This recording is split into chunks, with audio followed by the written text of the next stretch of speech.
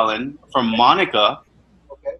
She's asking, what do you expect as the indications of the event? Do you expect a solar flash to occur soon? I expect, yes. Yeah. What are your indicators and what will happen, basically? People need to know this. This is very important. Within 2 weeks of the event happening, before the event happens, I believe that we are all going to somehow get tuned into this. That this is about to happen, and this is imminent. So within 2 weeks, 10 days to 2 weeks before it happens, there's going to be those of us who are awakened already, to a great degree, are going to somehow become aware. And so the solar flash is not going to be one simple flash. It's going to be a series of flashes, and even if we're sleeping, when it's dark outside and the solar flash happens, we will wake up in the morning. We might not wake up during the flash, but we might. But we'll wake up in the morning and we will all know that something incredible has just happened during the night while we were sleeping. There's much more I could say, but probably enough for now. Yeah, and what do you think is going to happen at the event? Is it going to be a solar flash? What's your take? Yes, I believe that there will be a series of solar flashes, and I believe there will be maybe 15 to 20 minutes of peace and love that will surround and envelop all humanity, such that we will all feel this together, and it's going to be such a wonderful, warm feeling that it's going to be a release. It's going to be an incredible, energetic release for us. I believe that our DNA codes, which is now only 2 strands for the last 300,000 years, are going to be reassembled with this flash, and such that we will then have our original 12 strands of DNA back, and we'll be the healing process. I believe that people with missing limbs will be able to regrow their limbs within 10 minutes of the solar flash. Maybe a little bit longer, but things like that will be happening. Great, thank you for your perspective on that, Alan. And could you, for the sake of everybody listening, cite where you get your sources from, or how are you guided to understand these things? I get a lot of information here. Okay, I'll tell you something. I get a lot of information from David Wilcock, from Corey Good, from Cobra, but I also get a lot of information. See, 50 years ago, I was in the military, and right. And when you're in this milieu, this culture of secrecy,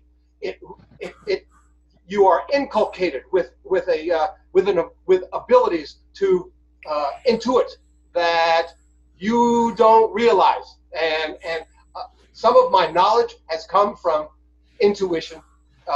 There are many ways to learn things, but my whole history, including my military intelligence background, has allowed me to relax and learn from intuition. That may be hard for people to understand, but I do have many sources. I've also read all the books. In the last 3 years, I've read 50 or 60 books. I've read The Law of One. I've read all of Barbara Marciniak's books. I've read. Hold on. Okay. What's the Law of One? I think that's a really good, important one. What would you give us an overview? Okay, The Law of One is a 5-book series of channeled books from the people who are these people from the planet Venus who built the pyramids all over the solar system and beyond. They are not just pyramids and obelisks on Earth. They're all over the place. They're on every planet and every moon. And these people, these blue avians from the planet Venus, they're human beings just like us with arms and legs, but their bodies are covered with blue feathers and their heads are bird heads. And these are the people who channeled this 5 books called The Law of One. It's an interview series, and I highly recommend people get these books. It's called The Law of One, the raw material. So that is your question about that. But there's so much information in there, but it's encoded. And here's something else: we all have an ability to understand code when we hear it, and decipher code. My ability to do this is perhaps a little bit more heightened than the average citizen, and so I've been able to, like I say, discern things. And I've gotten confirmation from David Wilcock, who's talked a lot extensively about the law of one. What I have intuited is absolutely correct. Not all the time, but it's pretty correct. And so I'm just so excited. I can barely contain myself. I can feel it all the way over here in Manila. Yeah. Alan, thank you so much. Thank you. Yeah. It was really great having your perspective. Namaste. Thank you so much. Jed, could I say something? Because I haven't said anything. I've listened to everybody, and is it okay though, Clive? Yeah, is it okay? We just keep it real brief because there are other people in line. So just real quick. Yeah. Okay. So basically, what I'm saying is, the arts. I'm an artist, a creative artist. So the arts have been devalued by the cabal. They don't like artists because they're afraid of them, and the devaluation of the arts is very horrific for me. And we need to not forget about the arts in what we're talking about and what we're trying to do. Okay. The other thing is the Pleiadians are our closest galactic friends, and I've read all of Barbara Marciniak's books. Her channeling of the Pleiadians, and fantastic. I recommend these books tremendously. Please tune into the Pleiadians. I believe I'm a starseed Pleiadian myself. Please tune in to these wonderful galactic friends of ours, and that's what I can say right now. Thank you, Clive. I appreciate it. If you'd like to, just I'll put you after Sweta because Don will be going next, and then the Sweta. But I'd like you to give us your inputs next after Sweta. So I'll call out to you again, Clive, in just a few moments. But thank you for your feedback on that. Before I move over to you, Don, there was a couple of questions that were in the group chat that I'm monitoring here real closely. So maybe, Don, you can help me address some of these. One is, why hasn't the event been triggered now? We're seeing a lot, like, Alan mentioned, we're seeing all this stuff coming in terms of energy. We're going to have maybe a 2-week prior alarm notice. But why hasn't it happened now, Don? And I think that's very great to address for the PFC leadership, because most of us, I feel, are anxious for it to happen, right? In fact, that's the whole point of being in the PFC group is, we're looking forward to it, right? So Don, help me address that. And another question that came in was about protection. So maybe you can follow up on what Alan was talking about. If you're there, Don, if you have the intent of protection, don't you create the thing you have to be protected from? So those two questions, if you can, Don, please, and I'll turn it over to you. And for just real quick, Don, before if you aren't on mute, please mute your microphone already if you haven't done so already. If you're not speaking, thank you. So Don, are you there? Yeah. Hi, okay. Can you hear me? Hey, Don. Yep. Well, the event is, it's important to do your protection. I do the pink egg meditation on a nightly basis. And it's also, when you are thinking of the archon or whatever is attacking you at that moment, you're making it, being aware of it. And when you're aware of it, it then is, it then becomes an entity where you can work with to get rid of, and transmutate with violet energy. And so you don't actually create it. You just you let it know that you're aware of its presence in your area or in your system, and it then becomes more alerted to what you're thinking. And when you think that the violet flame, it starts transmuting itself to adapt to that light. Thus, it ends up disappearing. sound and color are big. They help aid in focusing on the entity that is currently attached to you.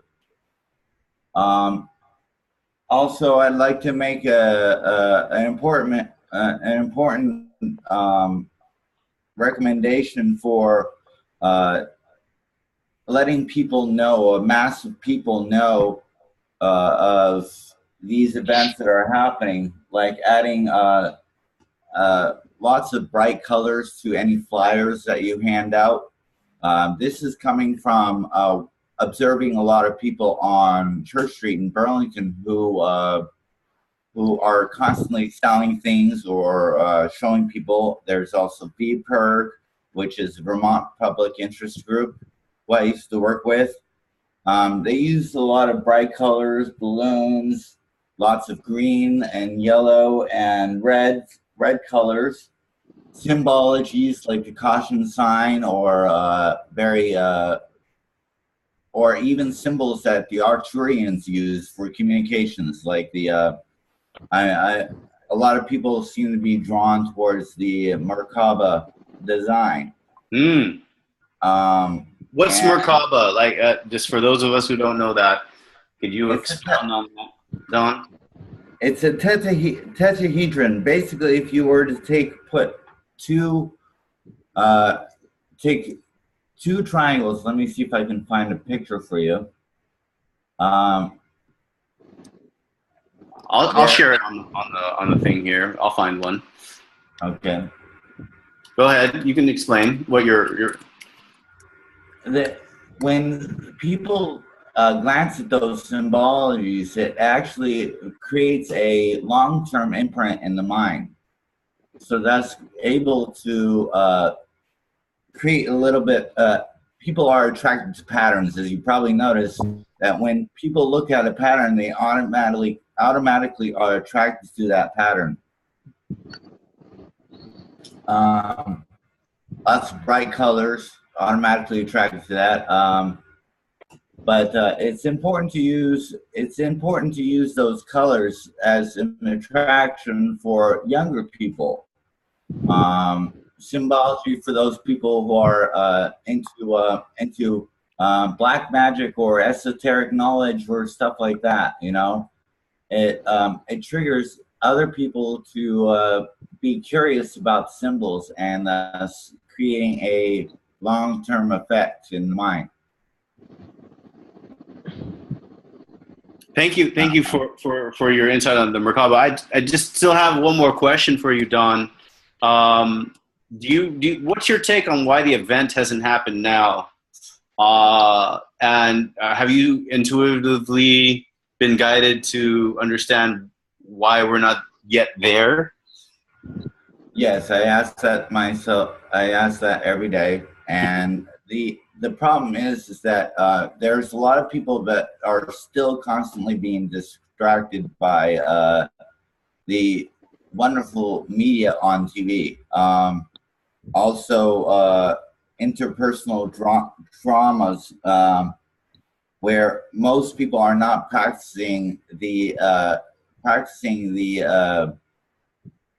when a person brings problems to you, don't feed into the energy. Just walk away, then can't come back and gently say sorry, but I cannot, and come up with a phrase that would say, I couldn't. That overall would say, I can't understand you when you're talking that way. There are many different other ways to go about it, but it's how we interact with each person. We forget that whatever we're thinking of and what we're feeling will be picked up in the surrounding area with many people and subconsciously. So would you say that we're subconsciously raising our frequencies internally, and that's going to be the kind of like what Alan was referring to, that we're going to have alarm bells going off that it's about to happen? Yeah. Okay. Basically, when we start gathering our light body to get and start becoming who we want the world to be, people will see that and follow. It's like following the leader. Yep. So when you're going through that negative idea, negative feeling and all that stuff, it's probably best to isolate yourself, ground yourself, and then when you appear back in public, they will see somebody who's obviously transcended. That's how I deal with my mother. That's how I dealt with people who are elderly around my area. I walk around with a smile on my face and even wave to people who have mental illnesses, and say hi and say their name. Making them smile also makes other people smile, so it becomes contagious. You make a great point. Thank you, Don, for bringing us to the awareness that our actions and how we treat others raises our own frequency, which elevates humanity's frequency overall. And the small things that we contribute to will help us usher in the event more soon. So I think, to expound on your point, and Alan mentioned it in the chat as well, is that our service to others is really kind of key to unlocking the event, and how when we do these group mass meditations, to how our outward actions and deeds are for others, that those are energies that help usher in the compression breakthrough that Cobra has been talking about. And we on the surface of the planet need to do more. And I'm sure you agree with that, right, Don? Yep. Yeah, great. So thank you for sharing. Before I go over to Squida and to Clive, Dane, I wanted to get some of your feedback on some of these points that our members and leaders of the PFC community have been making. Could you comment real quick on what Alan, Don, and Alexander have shared so far? You there, Dane? Yeah, I'm here. I'm impressed. We've got a really good group of leaders who are picking up on the things that they're not seeing that need to be added. And this is what we need from everybody, is to pay attention to what we're doing, and if we're not doing something that we could be doing, share that with us. Each of us has a special perspective, and none of us can actually be aware of what everybody's thinking. We just we need to do what we can do and do it well, and share that with others. And this is our main purpose of this meeting, is to bring the power of the group to solving the problems of introducing the event to people. It's so powerful for us all to be involved together. I've got the volunteers meeting starting in a few minutes. I've been a little distracted. No worries. I'm starting it on another platform, so I'll still be here. But, okay. I'm gonna be a little distracted.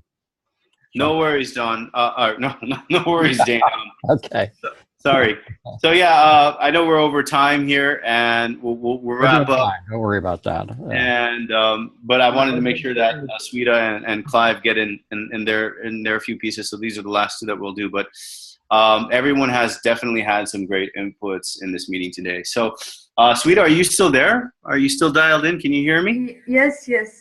So yeah, why don't you tell us over what you think in India that you're following in terms of the event that's going to happen, and how are you gauging that yourself? Yes, first? I know the event is very close, and I'm feeling it in the core of my heart. I want to tell Jed that I was. Have you heard about Keshe Foundation? Dr. Have I heard about what? Keshe Foundation, Dr. Mehran Keshe. No. Heard of, Oh, Keshi. Yes, I've heard about. yes. Oh, huh. Yeah. I am following him. I am a knowledge seeker of Keshe Foundation since 2015, and I in the live streams I regularly sit in the live streams, and I learn how to create plasma by simple copper and zinc plates, and anyone can do that. And people with good initiation has made even the anti-gravity McGrath unit and reduced their electricity bill much less, even keeping their house warm. And I think people should go to the website www.keshif. I will type it, and they can learn about they have a wiki, KFSI SSI wiki. There they can learn about how to make a safety kit by plasma. I have created it in my own house, and I have given to people different type of plasma for different healing, and I also meditate with the weekly ascension meditation as recommended by Cobra. But I also recommend people, if they want to go to the Wingmakers site, www.wingmakers.com. They can have that quantum pause, Jade, are you listening? Yeah.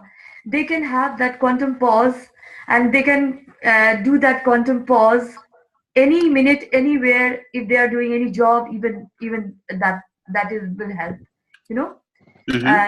if meditation is taking a long time or something like that, you don't have to do that. You just have to stand wherever you are and think of it. It is the quantum pause given to us by the Wingmakers from the future, and they can go to the website. I'll type it, and it will be very helpful for them for their Could you put the link in the chat of the website? Yes, of course. They are talking about. I'll type it. They are talking about the 24 chambers of DNA. 24, and they have beautifully with music and poetry given these chambers with their paintings. People can see and have a healing. I'll recommend strongly for that. And of course, KFSSI, Keshe Foundation, they can go and make their own McGrath unit. It's very simple. I was not able to make because of so many. Why? Listening to it, okay? Okay. Sorry to interrupt you, Sweeta. For everyone who's on the call, if you can please kindly mute your line so that Sweeta can. For you to pray. It's a warning. Don't touch it. Okay. Sweeta, I'm going to mute all. Will you just unmute yourself? Yeah. Can I talk? Hello? Yeah. Here you go. Go ahead. Okay. So I will recommend people, those who are able to, go to the Keshe Foundation website, KFSSI wiki, to have the plasma healing devices, McGrath unit. Very simple to make, but they have to go there, and we can call it free energy too. And Dr. Mehran Keshe is helping freely. This is free for everybody, creating plasma. I am a housewife. I have created plasma by my own self, with simple copper, by nano-coating copper plates and nano-coating zinc plates, and then creating plasma with salt and caustic, NaOH. And people are making batteries, McGrath batteries by their own, all over the world, They have KFSSI Nigeria, KFSSI Ghana, KFSSI China, and India is almost, I'm sorry to say that even KFSSI is not in India, but nothing is in India, but it's really interesting. You mentioned, Sweeta, the free energy movement. Yes. Something that I've been following closely personally from a technology perspective. Free energy is a very useful resource. Yes, very for useful. impoverished nations like India, the Philippines that I'm in, and I think those technologies are going to be helpful pre-event as well as during the event as well. Yes, So yes. They are helping. They are you make a already really helping good point people. that Yes. we should get across for those of you who even live in the first world, get across what the Keshi Foundation's doing. Yes, They have yes. released diagrams and tools on how to create Yeah, yeah. devices, right? Yeah, So it will be great. thank you, And Shrita, for go ahead. You have one more thing? I want to say about the event, Mhm. people to restore food, food and dry vegetables and candles, even charcoal and even clay stoves. If any power outage is gone, medicines or these healing kits of plasma, they can really learn, and it is so simple to make. If I can make, anybody can. You know what you should do is create a video for us on a how-to of those two topics, and I'd love to share that as a resource guide with everybody. Jade, I want to tell that creating a video will be very difficult for me, but I can write a blog. Oh yeah. Uh, Right again. I'm poor at computer and I've very little help here, so I can write a blog if you Yeah, Dana and I will be happy to put that as one of the. I'll post you. in the PFC. I'll post you in your email. Okay. Okay. Okay. Thank you, Okay. Shrita, for bringing awareness on the technologies that are going to help us get through the event and during the event on how we should have sustainable. I know that you brought that up in the first PFC meeting, that sustainability would be a key topic. So we hope to get some resources from you, Sweeta, because there are a lot of us in the third world living off of less than $2 a day. That's about 70% of humanity, and a lot of us need that technology. Yes. That would be good. So thank you. Again, everybody, we're going to move to one more last person, but before we move over to Clive, if you can, just a gentle reminder, please kindly put your phones on mute if you're not speaking, and so that we can listen. So our last person, Clive, are you there, Clive? Can you hear me? You still there, Clive? I wonder if Clive left. Yeah, thank you. I'm here. Okay, hey, Clive. I'm sorry. I had my thing on mute. What I wanted to say was, what a fantastic group of people today. Really, really very, very interesting. I'm very, very encouraged to see people like Joao and Alan Horn and Sweta, and very, very interesting. And that gives me a lot of hope. And I just want to remind everybody that we should continue doing the global meditations. I do the one for the plasmoid entity every day at 10 o'clock in the morning here, Eastern time. And the one on Sunday, tomorrow, the Ascension, I do that one. And also, please tune into the Pleiadians, because they are key players here, as with the oncoming event. The Pleiadians have such incredible knowledge. Please tune into the Pleiadians, and thank you everybody for coming to this forum. Wonderful. Thank you so much. Clive, thank you so much. I wanted to give you more time to talk about what you were speaking on earlier, and thank you for giving your feedback and sharing your positivity on how we've organized. And we hope that members like you will continue to help drive attendance in our worldwide leadership forums, and that hopefully you can be part of taking some of the regional calls and leading them. I feel that I feel guided to ask you to do that. I don't know why. It doesn't have to be a region you're from, but please do volunteer if you can, Clive, because I know that I feel like there's something good about you. Real quick, everybody. I know that I said Clive would be the last one, but Adrian in the chat room has asked she would like to speak before we close. So I'm going to move over to her. Thank you very much. Just a few words, because my net was, disconnected in the previous time I spoke. Okay, I would like to share with you all guys a fantastic Hungarian idea, what we did.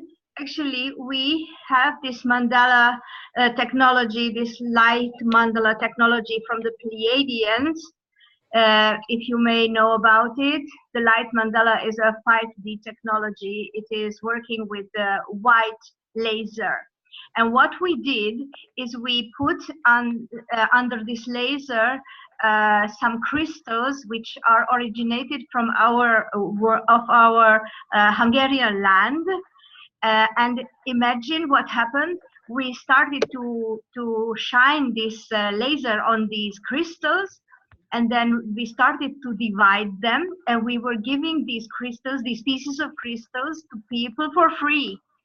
And these people started to wear these crystals with that love, this love impulse, and it has such a great effect. And I would like to share this with you, because those places where you have these mandala light devices, we can have this effect, which is very, very close to the Sintamani effect on the living being. You're a doctor, right, Adrian? Yeah, really, yes.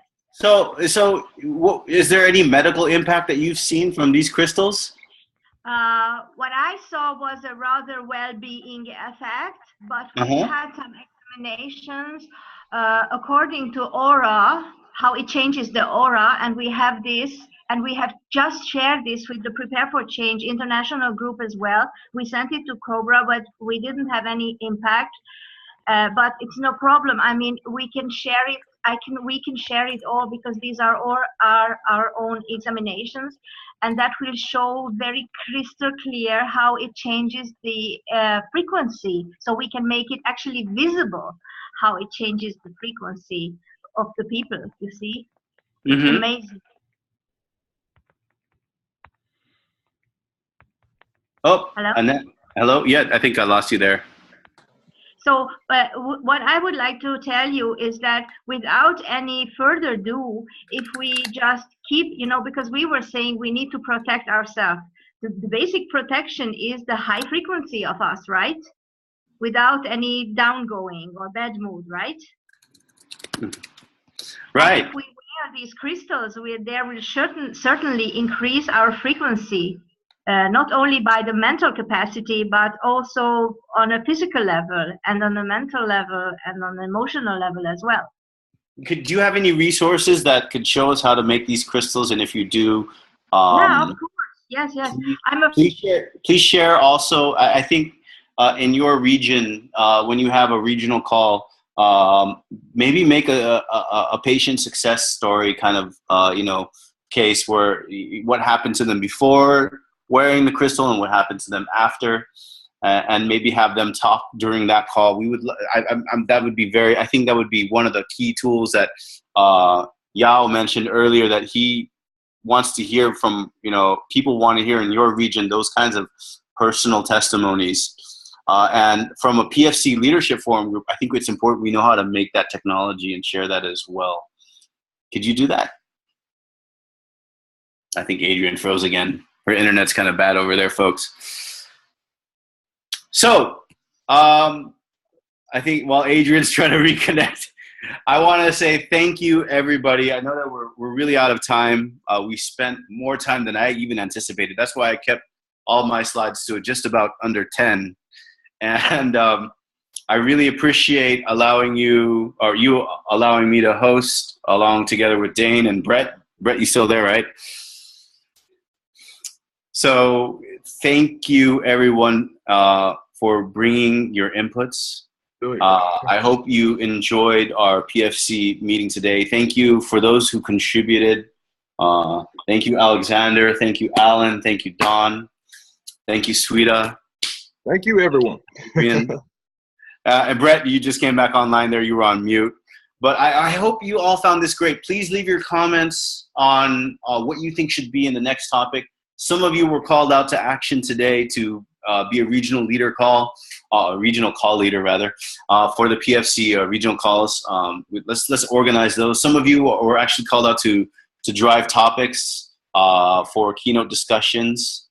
One person from Sebastopol, and then I believe the next one that we have upcoming would be a training on how to actually engage in a real life scenario, a face-to-face conversation. So some type of messaging training.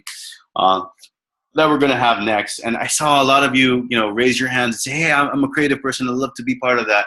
Please do email me, Dane, or Brett, and tell us what you're interested in. We need leaders like you to help lead and drive this. This is not about me. This is not about Dane or Brett.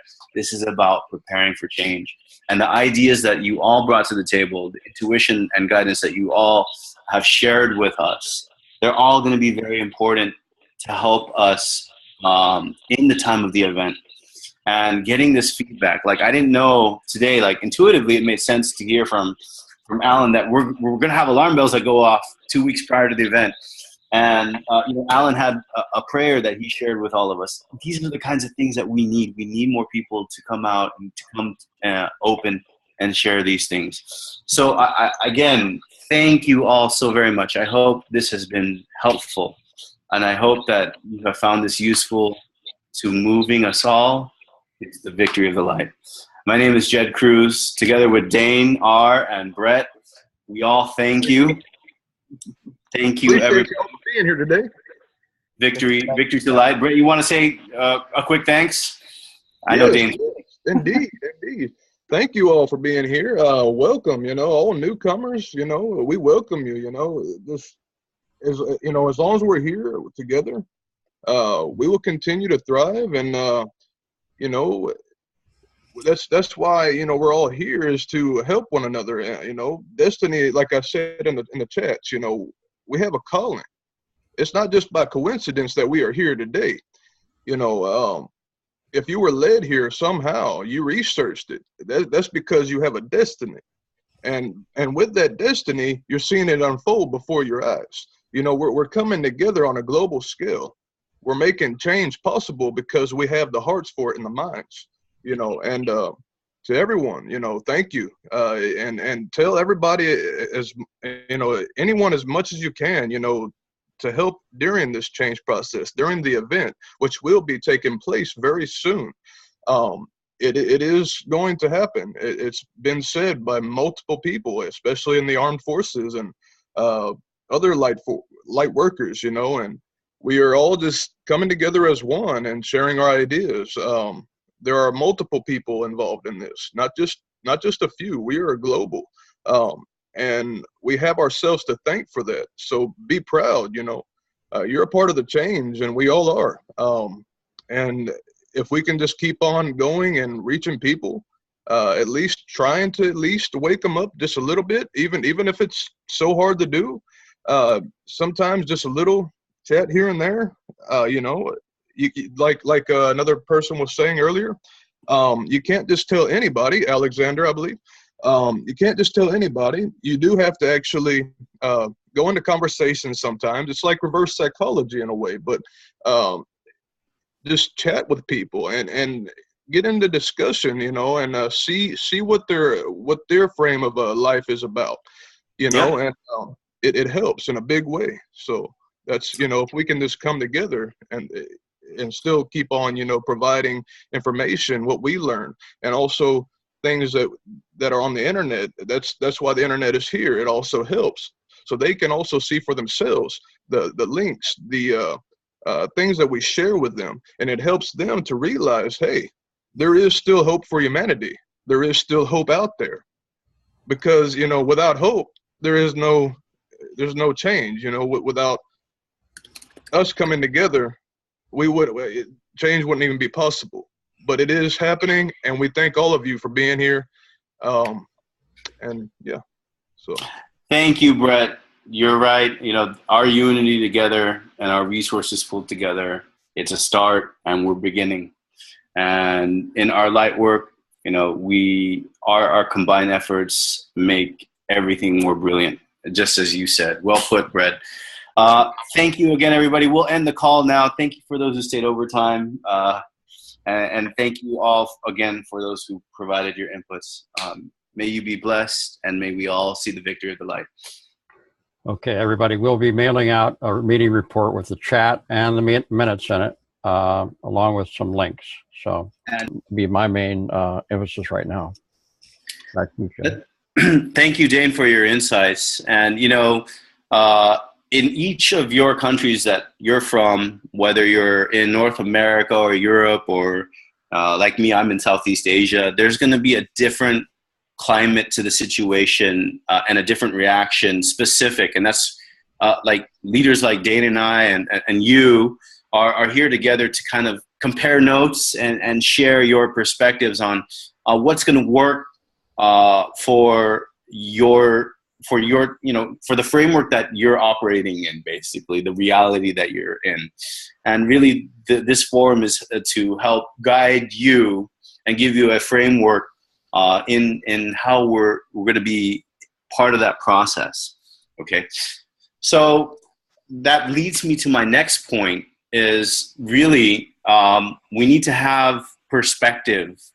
And the perspective that has been predominant in the PFC forums has, mainly been North American. And it's not by default. Okay. It's, it's just been because most of the active members who have been participating in PFC have been primarily from the USA. And we want to make this more inclusive. And the goal really is to do this globally, right? Because the event is a global situation. So what we're doing, and part of my keynote for today, is really mainly just a call out on how we're going to form these regional teams. And what we need from a PFC standpoint are volunteers who are going to be able to hold meetings like these. This is a worldwide meeting. And obviously not everyone's going to be able to join at this time of the day. For me, it's almost 2 a.m. here in Manila.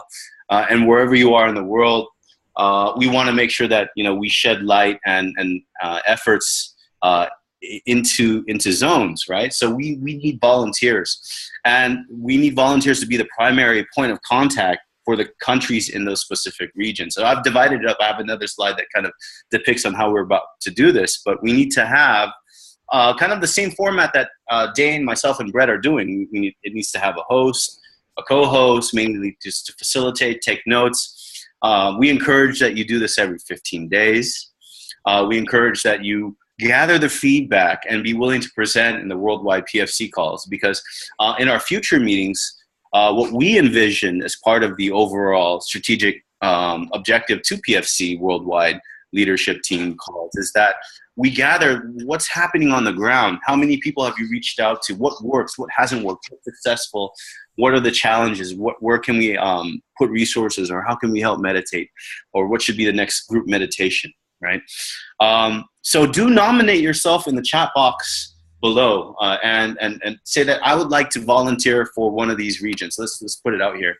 So we have North America, South America, EMEA. I haven't really thought about dividing up EMEA, but I think the language barrier there, it'd still be English, but South America would be a little bit different than North America, right? And this is just mainly for time zone perspectives. And Dane will be very supportive if we can divide up into regions and put out different newsletters in different languages if we can. But really, as you can see here, there's about 1, 2, 3, 4, 5 different regions. So we need to have leaders who are going to be kind of the single point of contact, hosting these regional calls together in the formation of this, so that we can come back as a worldwide group and then take a look. Okay, what remains to be done? What work or what resources have to come together? What's top of mind in discussion for these regions, and how are they taking action from a prepare for change mission and strategic objective? Anybody have any questions on this? Does anyone want to raise it? Brett, do you see any questions coming in from the chat from this?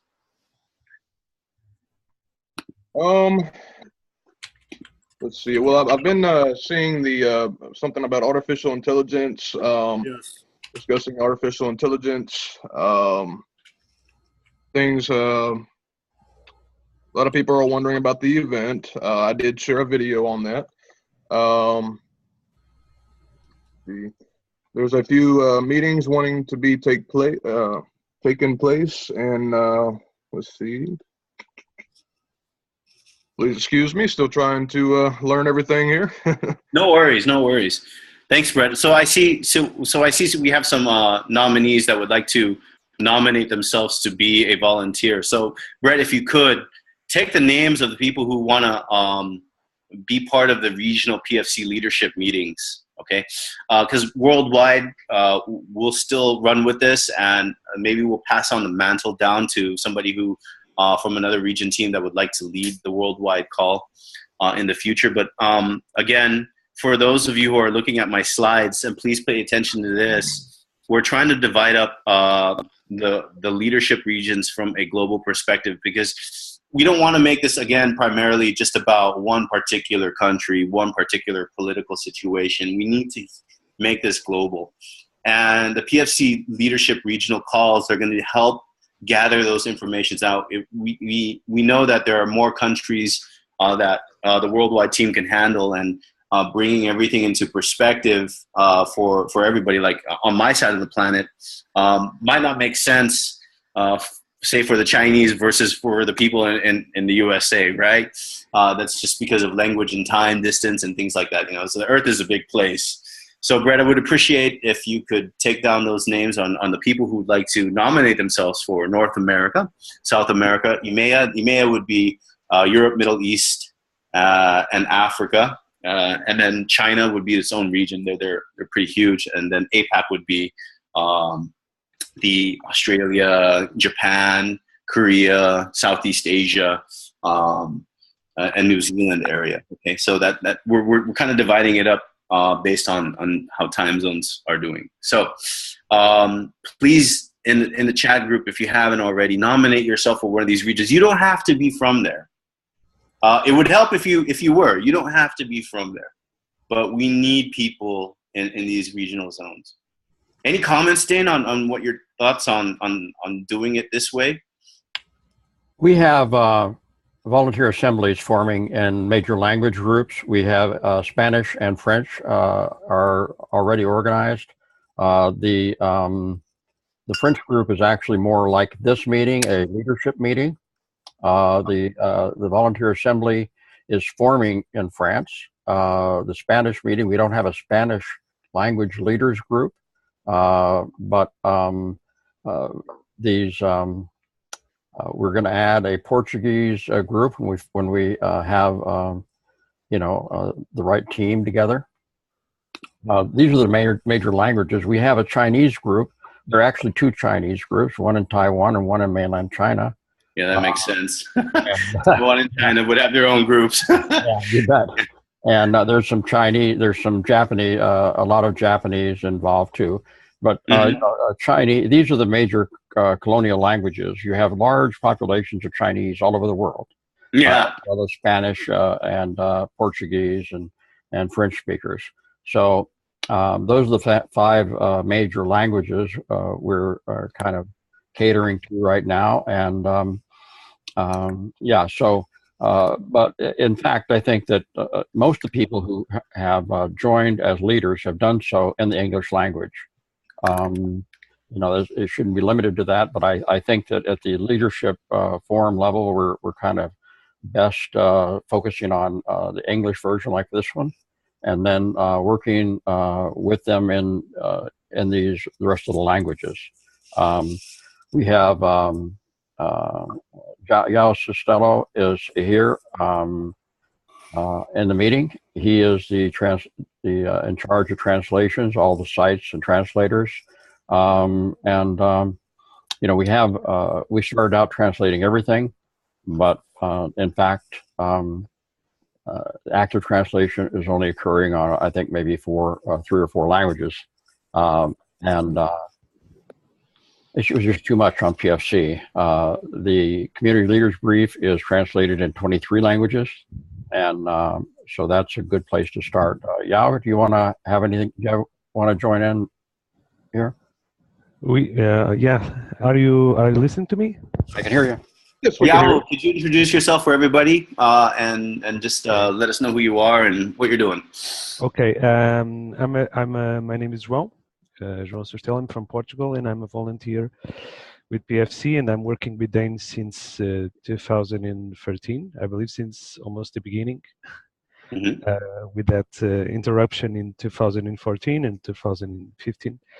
And essentially, since 2015, I've been in charge of coordinating all the translations and also building up the community leaders brief in multiple languages, and trying to step up the growth of the multi-language aspect of PFC. Now we have a little bit more than Dan said.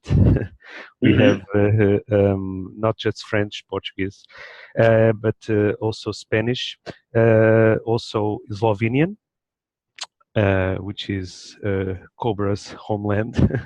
So we have a small but committed group there. Also, we have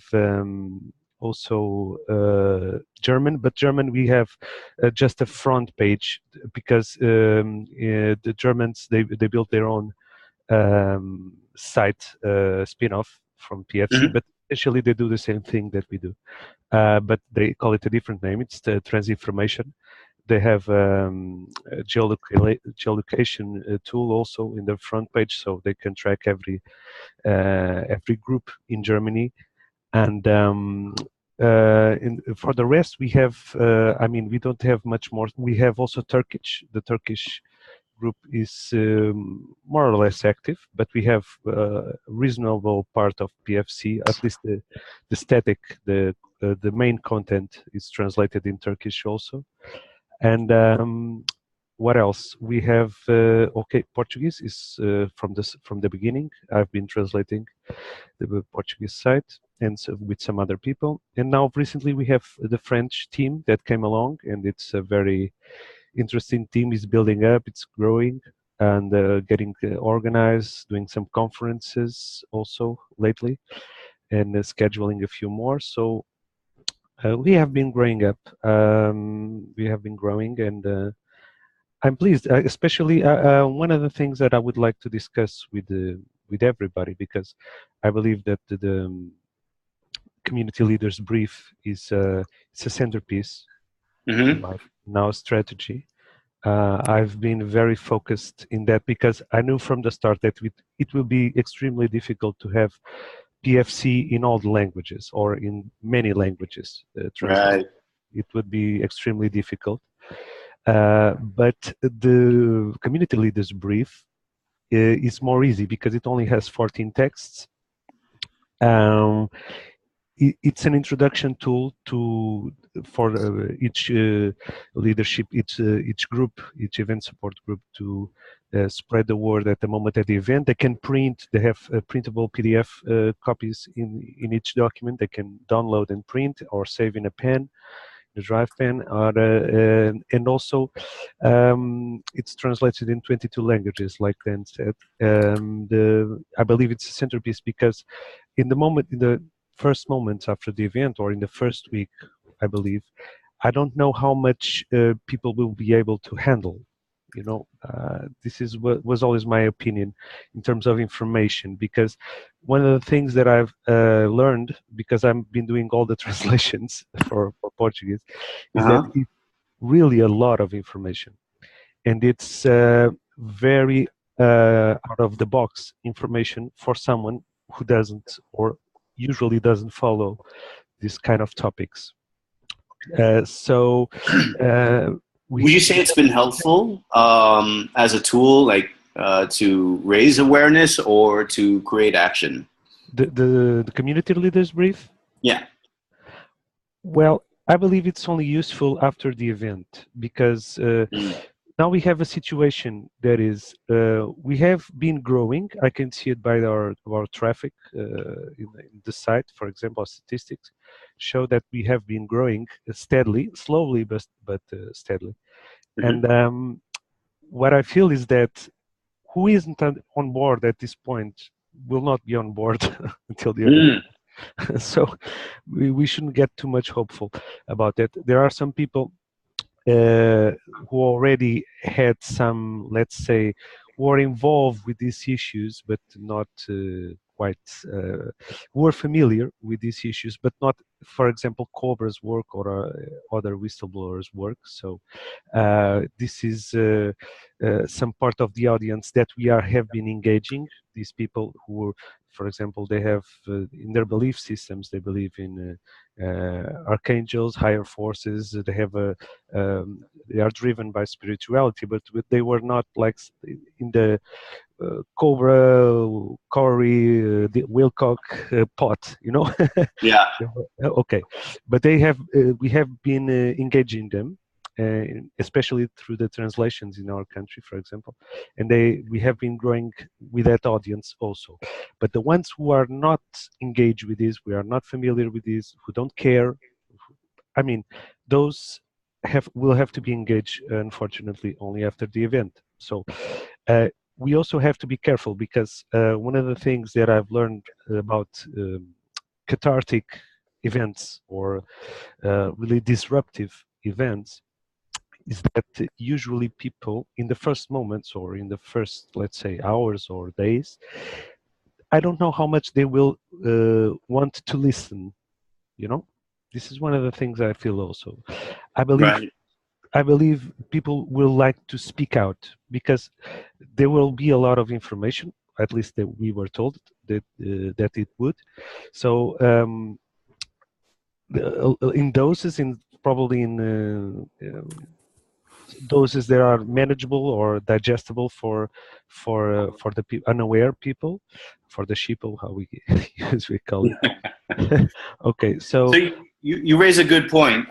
Thank you for your info, Xiao. I think what from a country to country perspective, the dynamics is going to be very unique. The language barriers between country to country obviously won't make sense to compare notes. But I think from a regional perspective, there might be some comparisons that can be facilitated by single point of contact leaders to raise that back up to the worldwide leadership forum. And I think these callouts that you're making are very very pertinent. The ones where you're talking about the interest groups of who has the full context and who doesn't have the full context, and then what does that translate into how to reach out to them pre-event,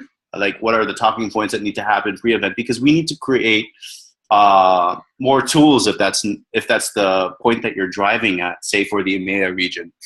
Yeah, and we don't want to utilize a rollout of translation services for all if it doesn't make sense for all, right? So if it makes sense that the Portuguese-speaking nations need a pre-event resource guide to kind of give them the context that's needed for the event, then that should be prioritized first. Wouldn't you agree?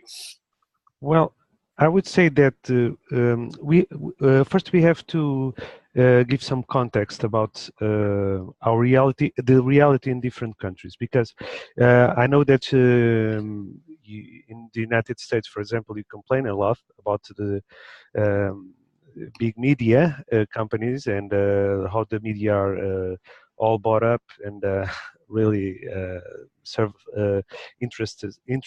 group of interests that do not serve the greater good. But you in the United States and the English-speaking world, you have a lot more information than in most of other countries regarding alternative media.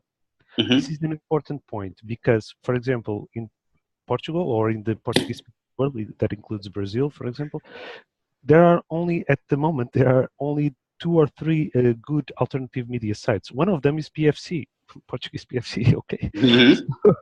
And there are another 2 that I used to mention, but usually the scenario is not the same as in the English-speaking world. So in the English-speaking world, despite of all the problems in getting the word out, you have a lot more information than we have.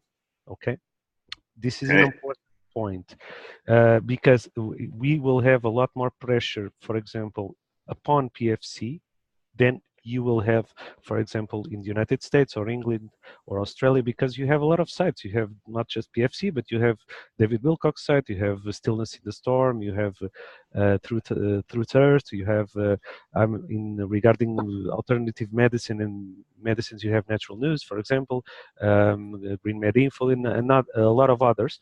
So there is a great work that has been done in the past years in the alternative media in the English-speaking world that we only began to do now in other countries, and in a organized way. Let's put it this way. So what this means is that we are now beginning to build our audience, and the audience that we engage is mainly an audience that is already familiar with this. I'm not saying I'm not really looking for engaging people. I'm not expecting to engage people who are already or not awakened at this point. I'm not very hopeful, and I wouldn't be. So my priority is to prepare as well as possible the existing audience with the best information that we have at this point. That's all we can hope. And my opinion for our strategy for the event will be to, in the first hours and days, to really hit the social media hard with the community leaders brief, all the documents. And it is very important. In the United States, it is expectable that there are maybe some problems regarding communications, and some communications may have to be cut off. And so I was also thinking about developing a small text or an audio message for ham radios, for example. I think it's a very important aspect no one has really thought about at this point. Ham radios are a worldwide network. We cannot forget about that. To spread the message, and then each leader should have the documents printed on paper to deliver in hand. But I would expect that some people, and many people have told me that they prefer to hear about these things in person and tell by someone. Okay. So, and also we cannot download. When you say many people, would you say, where are these many people located? Okay, for example, I have some friends of mine who I speak about this stuff, and usually they want to hear my story. Okay, my opinion. They don't want to hear what for example, what Cobra has published. They want to know the story told by me. Where is this? Which country? In Portugal, for example. Portugal. Okay. Okay, I'm talking about my personal experience. So, and I would expect also that many people would have to be engaged in this way. Okay, we have to practice a little bit of storytelling. We have to. We cannot just give them the bullet points when we engage some local leader, either a police department, either a fire department, either a local council, whatever. I don't know if I'm getting my words. No. Okay, let me stop you there. Let me summarize what you're saying. So thank you, Yao, for your inputs. Let me just summarize for the group. What we're hearing from your part in the EMEA region is that perhaps ham radios after the event are going to be key to distributing the message. But prior to the event, they want to hear personal testimonies from people, and this was better done face-to-face. So I think rolling back to the idea of the overall strategic objective that we're presenting here, which is to have voluntary leaders in, say, the EMEA zone, is for, say, the western part of Europe. What resources can they have so that they have these talking points on hand? What should they go out to be doing in terms of activities to talk to, say, the officials face-to-face, and how to go about doing it? And then what we want to see from an EMEA leader is to roll that back up into the worldwide leadership forum call, maybe present a few of these use cases. When I say use case, a success case of how a person on the ground was actually able to do it, and it was replicated successfully, maybe in 2 or 3 other parts of the region. Yeah. And I think that's going to be critical as we move forward as a group, because we don't have visibility. Like you said, there's a lot of information for the North American English-speaking community, and we're able to share very rapidly. But we need to hear from the other parts of the world what's being done, if it's not yet completely in a digital revolution type of format, right? So I think Yao makes a great point. Everybody in that regard, that we're very North American centric in terms of the information that we have on hand, and that we can access it at the tip of our fingertips. Yeah, I believe we need to practice to do some, and it's in our leadership advices that we published on our site in the PFC. The issue of role playing.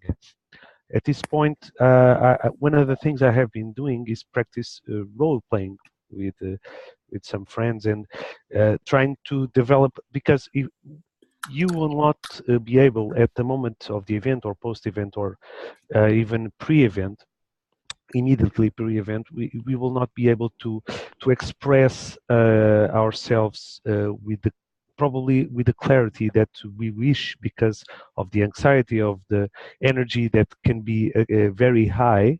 This is what I suppose it will happen. So I would advise everybody to, and this is what I have been doing, practice a bit of role playing, try to explain others in a condensed way. One of the challenges I encountered was the excessive trying to summarize everything. It's very hard.